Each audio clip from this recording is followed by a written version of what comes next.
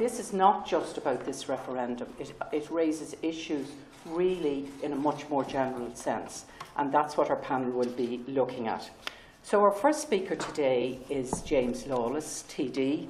He's TD for Kildare North and spokesperson on science, technology and development. But before he made that great leap into politics, he had a background in IT, financial services with focus on compliance and regulation, including data protection, corporate governance and conduct of business. And added to all of that, he's a barrister. So James, we look forward to your presentation.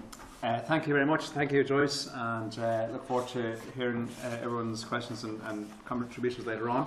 I think what Joyce meant about the introduction was I used to have a real job before I was in politics, but anyway, that's what I do now. I suppose one of the most interesting books I've ever read is Guns, Germs and Steel, a book by Jared Diamond, a historical profile about why civilizations fell, others rose, why the Incas were defeated by the Spaniards, why the South Sea Islanders are conquered by James Cook and the British and all the rest of it. One of the findings of that book is that technology played a huge part in all these conquests. If you were the better the understanding technology, be it steel, be it guns, be it crops, agriculture, the more likely you were to survive and the more likely you were to be dominated by a more powerful opponent. The same goes for elections today. I think elections, free elections, and democracy is under attack. I think it's under attack in Ireland, it's under attack in the Western world, and further afield. So I think it's really important that we defend ourselves and we take steps to understand what's happening and guard against it. The evidence is there. We're talking about social media campaigning, online campaigning. I suppose I was asked why I have legislation, which I'll talk about in a few moments, to try to safeguard against this in Ireland. Where did all this come from? Some people say, well, is this happening for real? Is there any evidence? Last week, the US Congress saw 3,500 fake ads, Russian ads, that were unveiled to it by Facebook, released. That's only the tip of the iceberg. Twitter had 50,000 Russian fake accounts during the US elections. During Brexit, the Guardian newspaper, which is doing really great work on this, highlighted that of the top 10 influential Twitter accounts in the Brexit debate, one of the top 10, at least one of the top 10 was a Russian bot account. So Russians have certainly been very busy, and it's not just them, it happens closer to home as well. Sometimes people say, well, this is all very esoteric, or do we really have the Russian intelligence agency working in Ireland or other such threats? Well, it doesn't have to be one source. I'm sure people here remember a man called Sean Gallagher, ran for the presidential election 2011, before social media was popular or profitable. Arguably, the whole election hinged on a fake tweet, a fake account. So this is not new, this is not esoteric, it's not international, it's happening already in Irish elections. We have the referendum on at the moment, we all know, and we have, I suppose, huge focus on that, and groups like Liz from the Transparent Referendum Initiatives here today have been doing great work in sort of highlighting the potential abuses and some of the activities in the referendum space with fake news and with different groups and different accounts being manipulated and opinions being manipulated. So we're very aware of that. We've seen a trend in the last maybe week where multinational corporations, Google and Facebook in particular, are making their own rules and coming out sort of very, very late in the day and saying we're going to ban all ads or we're going to ban international ads or whatever it is.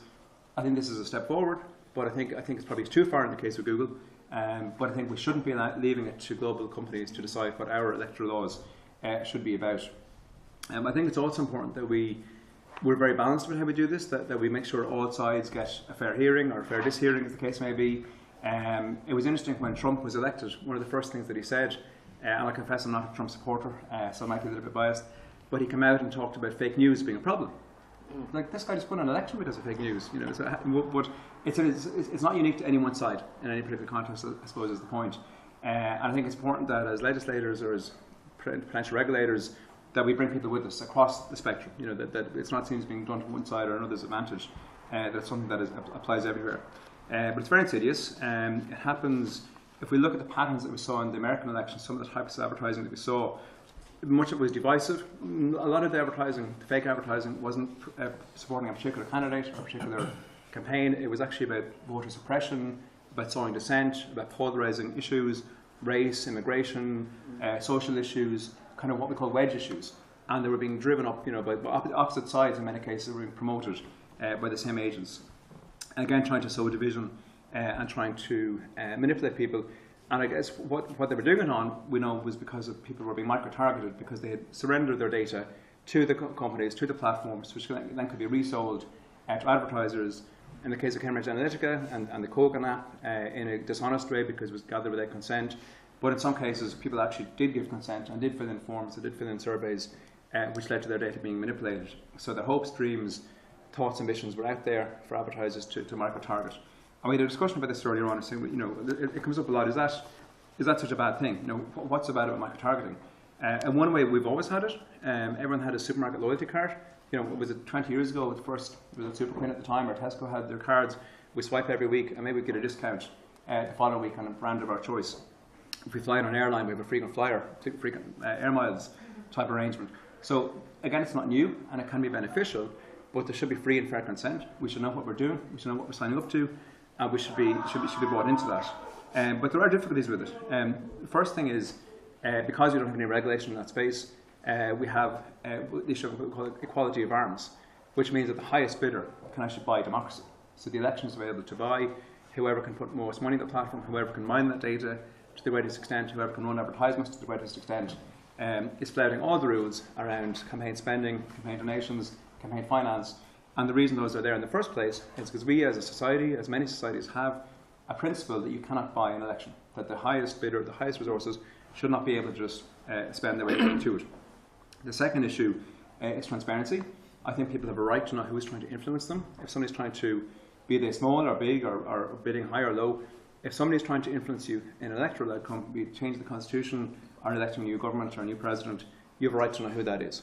And a lot of these kind of false flag ad campaigns where people pretend to be someone else, maybe it's muddied the name of their opponent, they could pretend to be their opponent's clothing, or they could run something very dark, or an issue-based campaign that would get people thinking without associating with a particular group, which is very insidious. The other thing, I think, why this is a problem is not so much a regulatory issue, it's more a democratic issue. We have to be aware of echo chambers. Okay, so if we have a situation, we talk about public square, and people like Habermas, and it's a well-established fact in democracy that public square discourse, be it Hyde Park or Speaker's Corner or Twitter or wherever else we go, or even here today, it's positive to have opposing views. It's good to have questions that don't agree with you. It's good to have conversations, because that's how we evolve, that's how we progress. If we come into a concentric circle, if we go into micro-targeting, into a particular area, then we cast the net too narrowly, and all of a sudden we're only hearing our own opinions. And that's an issue called confirmation bias, where we begin to believe we're all on the same side, and we become more polarised, more extreme, and I think that's a negative for our democracy. So what do we do about all this? How do we combat this? In an Irish context, we have the Advertising Standards Association, who are not responsible. The BAI cannot control social media. SIPO, it's outside their remit. The Referendum Commission has no role to play. The government, up until recently, have been, I suppose, not engaged on the issue, and pretty much everybody. So that's fallen to civic society, and people like myself and Eamon Ryan and other opposition politicians have been trying to raise these issues and make some noise. But that's not good enough. I think we need legislation, we need regulation, and we need to introduce with force of law. The other thing, we need consistency, because when we're talking today about social media, and we're talking online, and my bill is about online campaigning, we have other channels. We have the broadcast media, so we have rules around TV and radio advertising. You cannot at the moment buy an ad on TV or radio. Now, I'm not sure that logic applies anymore. The thinking at the time was prohibitively expensive. With the advent of local and community radio stations, it may no longer be the case. I think at the very least it's worth revisiting that. Is the broadcasting ban still logical? We have rules around traditional advertising, of political advertising. If you put out posters, if you put out leaflets, you must have a name, notice, the publisher, the sponsor on that material. Again, there are 30 offences on the statute books dating back to 1992. That's a very different world, certainly pre-internet, pre-broadband, pre-social media, but also it's 30 years ago, even outside of technology. Is it not worth a look again now? And they're actually quite onerous offences. You can go to jail, I think, for 5 years if you fail to put the right printer on your poster. Now, nobody actually in the real world does. When I inquired recently, there's actually nobody enforcing that. So we have 30 offences on the statute books that are essentially obsolete. So I think the whole spectrum, has to be revisited.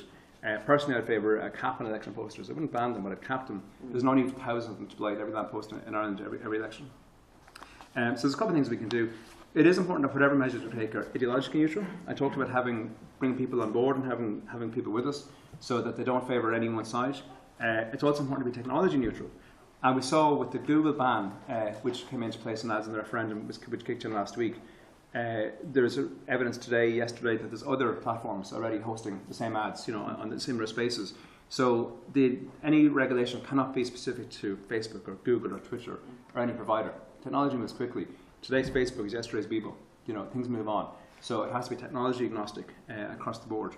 I think it can be done. I think it's important that we also need to balance free speech and make sure that people do have a say, but that we know who they are, that we have some measurement and some regulation of who they're doing and what they're about.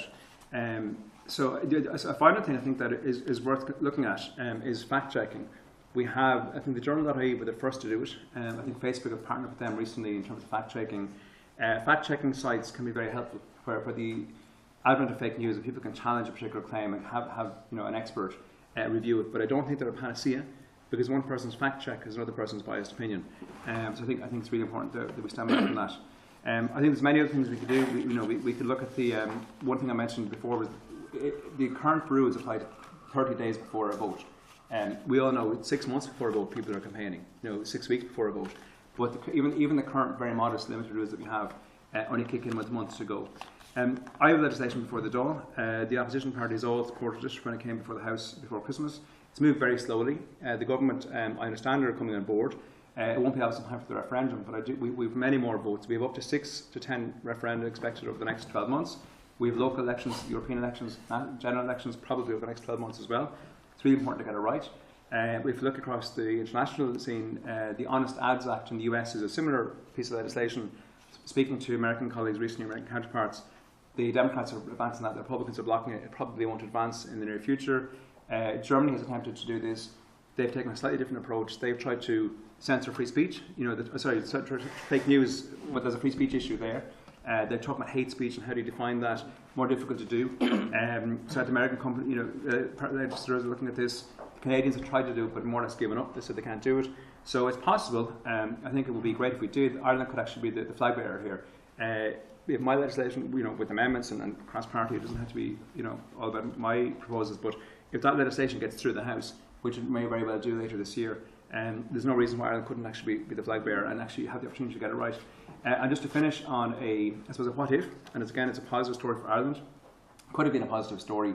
We all know about Cambridge Analytica and Alexander Kogan and the app that was exploited, and I think the number keeps on growing. Is that 70 million people now uses data that was mined and put into use in various elections afterwards. The Irish Data Protection Commissioner in 2012 identified a problem with third-party consent on Facebook. They identified an issue with the app, and the app collected data.